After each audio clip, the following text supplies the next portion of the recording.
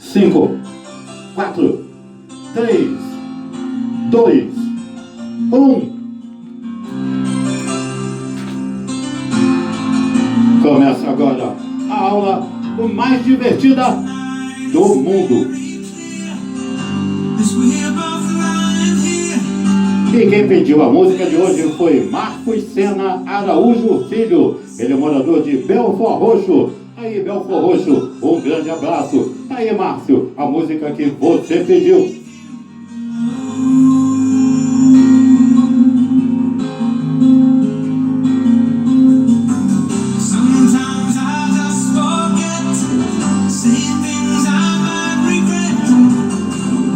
Aí, muito legal. Você também pode, entrar aqui no nosso canal, fazer a sua inscrição e pedir a sua música que a gente toca aqui. Tá legal? Hoje nós estamos comemorando a marca de 7.650 visualizações. Então, não bota exclusivo, meu filho. Não dá trabalho para fazer. Agora sim, minha querida e linda turma de segunda série de Sociologia, neste dia 12 de agosto de 2020, vamos fazer as correções das páginas 4, 5, 6 e 7 da apostila de número 3. Então, papel e caneta na mão, vamos para as nossas anotações. Foi naquela aula que foi dada sobre Foucault, e a primeira vez que eu lembro de ter escutado o nome de Foucault foi em aquele Tropa de Elite. O André, o personagem do André, ele chega lá na faculdade e a menina diz: você está no nosso grupo, na turma de Foucault. Aí eu fiquei pensando, caraca, quem é Foucault? O que esse cara pensa? Eu fui descobrir algumas coisas interessantes em relação a ele, sobre as relações de poder, a chamada ação sobre uma ação. Muito legal, uma aula muito bacana que foi dada pela nossa amada e querida diretora. Então, vamos para a correção. Eu deixo como sugestão, para que vocês possam dar uma olhadinha e entender um pouco o que seria essa ideia de poder, dois filmes muito interessantes, que está na sugestão, que está aqui no livro para gente. Que é o filme Watchmen, de 2009, que conta a história de um pessoal mascarado, que eles viram heróis, tem um cara que parece com o Batman, que é o Coruja, e aquele personagem Negan, do filme Walking Dead, ele faz parte ele faz o papel do comediante. Ele abre o filme com uma luta sensacional. O filme é realmente incrível. E o outro, V de Vingança, de 2005, ali com a Natalie Portman. Esse eu não gostei muito dele não, mas vale a pena a gente observar, para a gente poder observar o que seria essas ideias de poder que o Foucault fala, o poder sobre o poder, a ação, né? O poder que ele fala sobre a visão de poder e a ação sobre uma ação. Então, muito legal. Vamos lá, então. Eu vou passar só as respostas para vocês.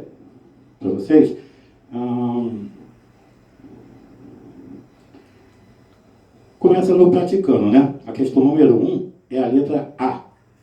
A questão 2 é a letra B.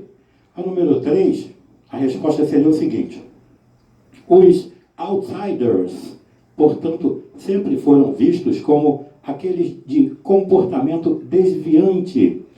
Entende-se por desviante o sujeito que não age, se comporta ou veste aquilo que a maioria aceita ou entende como padrão. E os estabelecidos são os reconhecidos socialmente pelos seus comportamentos estarem de acordo com os padrões previamente estabelecidos pela sociedade.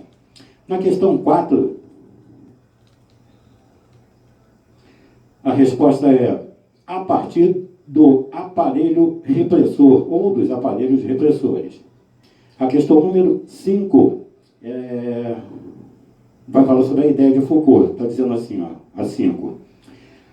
Segundo Foucault, as relações de poder estão para além do Estado e sociedade. Elas estão no cotidiano, em forma de rede e de modo contínuo. Esses micropoderes são contingentes a determinados espaços e tempos na relação indivíduo-indivíduo. O que ele está querendo dizer com isso?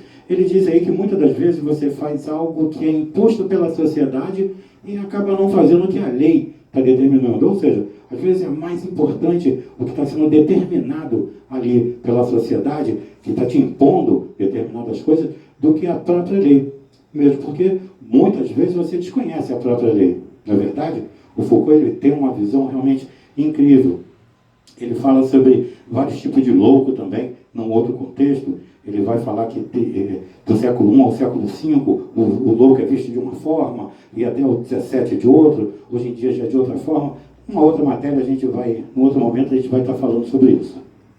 Então, número 6, a questão é a letra C. A 7 é. Somente a alternativa E está correta. De fato, no absolutismo, Estado absoluto, o rei tem ali o poder total, né?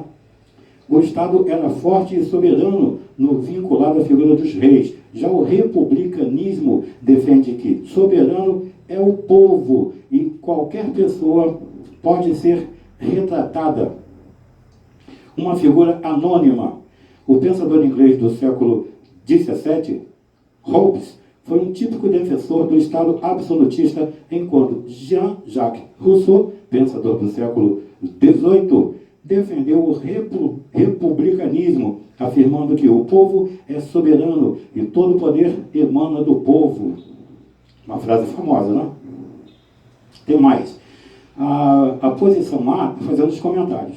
A proposição A é falsa, porque ela afirma que no absolutista o Estado era submisso ao poder religioso. Se era absoluto, né? Não pode estar submisso. A proposição B está equivocada. A estética barroca nasceu no Concílio de Trento, no contexto da Contra-Reforma, e era associada à Igreja Católica. O barroco, vocês entram numa igreja, aquelas igrejas antigas, tem aquelas ornamentações, aquelas pinturas, os adornos, aquilo tudo faz parte do barroco. E é a primeira arte que chega no Brasil.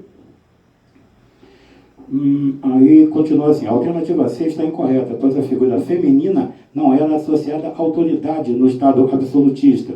A proposição D é falsa. A aristocracia feudal estava em decadência no contexto do absolutismo monárquico. A burguesia estava em ascensão econômica e sustentava o Estado através de impostos. A burguesia foi aquele novo elemento que nasce, né? A gente tem o clero que estava dominando, e embaixo vem o rei e o povo. Num dado momento, o rei percebe que pode pegar o poder da igreja, pega o poder da igreja e pega o poder de Deus junto. A igreja fica para baixo, pelo menos na teoria. E lá embaixo o povo. Mas tem uma classe que está emergindo, que essa classe está financiando as grandes navegações, que surge ali pelo século XV. E essa classe que está financiando, ela se destaca. Ela não é nem pobre e nem faz parte da nobreza. É aí o que diz o nosso querido amado professor Cristiano, onde nasce a burguesia. A 8 é a letra C, a resposta do ponto de vista da disciplina de História. A alternativa C é a única correta. A questão faz referência a um conceito muito importante nas ciências humanas, o de cidadania. A cidadania tornou-se mais abrangente no século XIX e principalmente no século XX, na Grécia Antiga, sobretudo em Atenas, que foi o berço da democracia, no século V a.C. Aí o Solon é o homem do século nessa época. Isso é um comentário meu. A cidadania era bem restrita, pois excluíam mulheres, estrangeiros e escravos. No século XIX, a cidadania era bem limitada e iniciou a luta dos trabalhadores mais humildes e mulheres para participar das decisões políticas. Já a partir da segunda metade do século XIX, a cidadania foi se ampliando. E na primeira metade do século XX, as mulheres, depois de muita luta, conseguiram o direito de votar em muitos países. Já as proposições A, B e D estão incorretas. Ser cidadão não é apenas cumprir obrigação eleitoral. A cidadania deve ser exercida diariamente. Cidadania não é exercida apenas por quem detém o poder. A cidadania não perdeu seu sentido social no século XIX.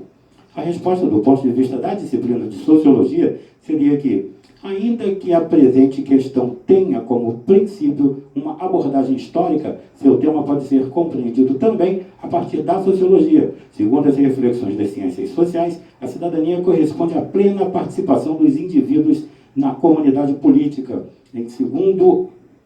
em sentido amplo, ou seja, para além da questão eleitoral. Assim, no contexto da democracia contemporânea, isso corresponde à forma como o cidadão vivencia seus direitos e também assume a responsabilidade por seus deveres. Dessa maneira, somente a alternativa C pode ser considerada correta. Vamos para a 9, que a gente fecha com a 10, tá? A 9, a letra C. Um comentário.